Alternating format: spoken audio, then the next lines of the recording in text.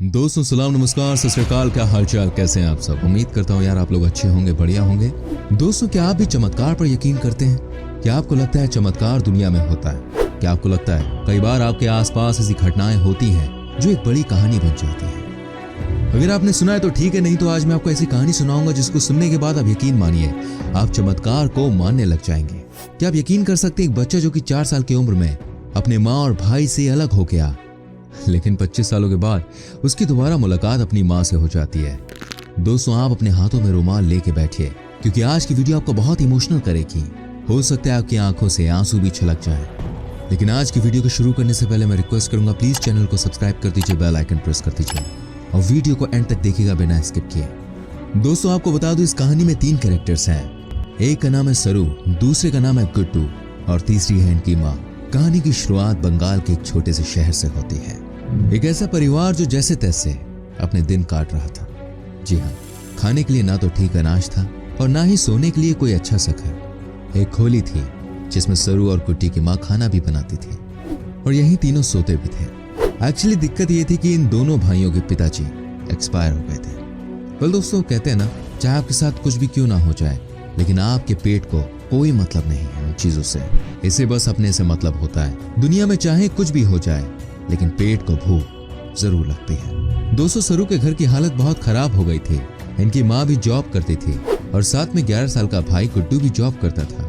माँ दिन में जॉब करती थी और गुड्डू रात में, ताकि दोनों मिलकर सरू का ख्याल रख सकें। सब कुछ ठीक चल रहा था।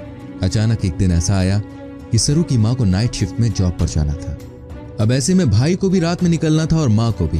अब सरू को अकेले घर में रुकना था। सरू की माँ ने अपने बेटे गुड्डू से कहा कि आज घर पे अकेले रहना पड़ेगा सरू को। माँ ने गुड्डू से कहा बेटा आप तो वैसे भी 11 बजे निकलते हो जॉब पर रात में, तब तक सरू सो जाएगा और उसके बाद आप घर बंद करके चले जाना। तो ये था माँ का प्लान। लेकिन जब ये बात माँ बड़े बेटे से कह रही थी तब सारी बात सरू ने सुन ली।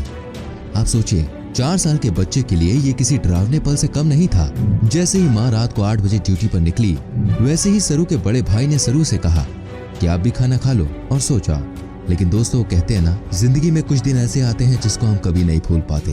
ठीक ऐसी ही थी वो कयामत की रात। ऐसे में सरू को नींद कैसे आती। सरू ने अपनी मासूम सी आवाज में अपने बड़े भाई से कहा मुझे पता है कि आप घर बाहर से बंद करके चले जाओगे, मैं अकेले रात भर घर में नहीं रहूंगा, माँ भी सुबह 6 बजे आएगी। ये बात सुनकर बड़े भाई गुड्डू ने कहा ठीक है, तुम आज मेरे साथ रेलवे स्टेशन चलना, मैं तुम्हें वहां बैठा दूंगा और जब मेरा सारा काम खत्म हो जाएगा तो मैं साथ में आ जाऊंगा। सरू को और क्या चाहिए था। बड़े भाई की बात सुन के वो खुश हो गया। सरू सिर्फ 4 साल का था। ऐसे में गुड्डू ने उसे अपने कंधे में उठा लिया और रेलवे स्टेशन उसे लेकर चला गया जहां वो ट्रेन की सफाई करता था। दोस्तों आगे की कहानी सुन के आप बहुत इमोशनल होने वाले हैं। ये दोनों भाई रात को 11:30 पर रेलवे स्टेशन पहुंचे। गुड्डू ने सरू से कहा कि आप इस बेंच पे बैठे रहना, मैं अभी ट्रेन की सफाई करके आता हूँ। दिसंबर का महीना था, कड़ाके की ठंड थी। ऐसे में एक ट्रेन आती है सरू के सामने। उसने अपनी जिंदगी में पहली बार कोई ट्रेन देखी थी। हम सब जानते हैं दोस्तों, छोटे बच्चे बड़े जिज्ञासु होते हैं किसी भी चीज को जानने के लिए। वो हर चीज को नजदीक से जानने की कोशिश करते हैं, उस चीज को समझने के लिए। आपको बता दूं सरू उस ट्रेन पर चढ़ गया और ट्रेन की सीट पर जाके बैठ गया। पता नहीं चला कब उसे नींद आ गई और सरू सो गया। इस कहानी की शुरुआत यहां से होती है दोस्तों। आपको बता दूं जैसे ही नींद खुली उसे पता चला कि वो ट्रेन में है और सुबह का टाइम हो गया है। सरू को लगा कि अब क्या किया जाए। उसे समझ में आ गया कि वो अपने भाई से अलग हो चुका है। जी हाँ दोस्तों, जैसे ही ट्रेन एक स्टेशन पर पहुंची वो उतर गया। उसके बाद वहां से सरू की स्ट्रगलिंग लाइफ शुरू होती है। वो भीख मांगने लगा। आपको लग रहा होगा 4 साल का बच्चा कैसे इतना समझदार हो सकता है, लेकिन आपको बता दूं जब जिम्मेदारी पड़ती है, जब मुसीबतें आती हैं, तब इंसान अपनी उम्र से पहले समझदार हो जाता है। ये 4 साल का बच्चा भी समझदार हो गया। लोगों के जूते चप्पल की सफाई करने लगा और बदले में उसे खाना मिल जाता था। दोस्तों ये बात सच है कि जब भी किसी की किस्मत बदलने वाली होती है उससे पहले बहुत सारी चीजें बदलती हैं। हुआ ऐसा कि एक दिन सरू को बहुत भूख लगी। वो किसी बड़े रेस्टोरेंट के बाहर खड़ा हो गया।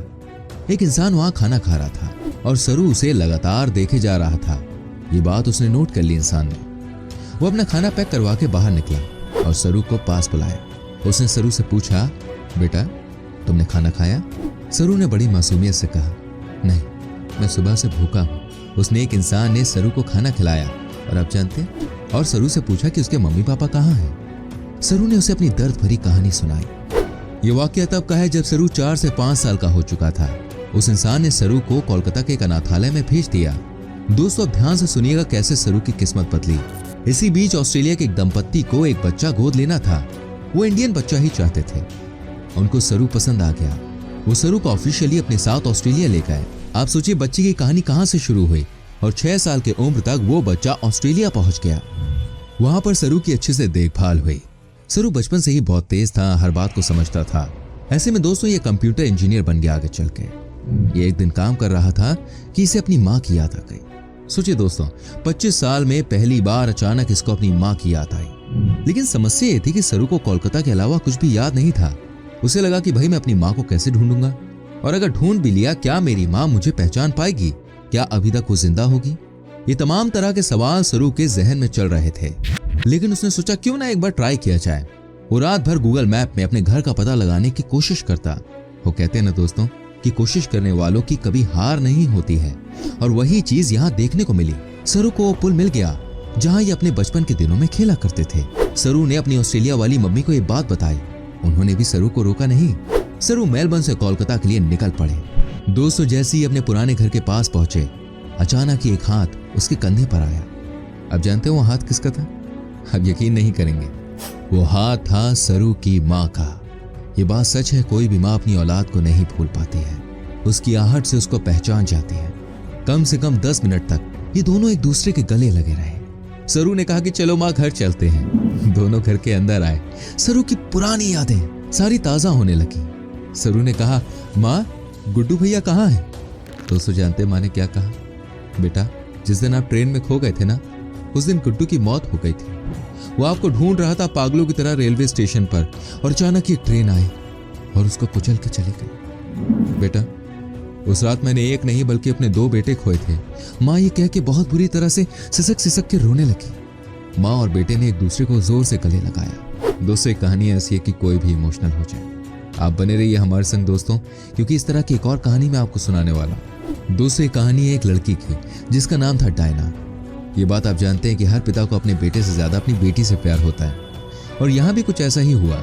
डायना जब 3 साल की थी तब इसके मम्मी पापा के बीच में डाइवोर्स हो गया। जनरली अमेरिका और यूरोप में ऐसा होता है, वहाँ कोई बड़ी बात नहीं है डाइवोर्स। लेकिन फिर भी डायना के पिताजी उससे मिलने के लिए बीच बीच में आया करते थे। डायना की हर बर्थडे पार्टी उसके पापा ही देते थे, लेकिन बेटी रहती थी अपनी माँ के साथ। ये सिलसिला तब तक चलता रहा जब तक डायना 15 साल की नहीं हो गई। कहते हैं दोस्तों समय कब बदल जाए कुछ पता नहीं चलता।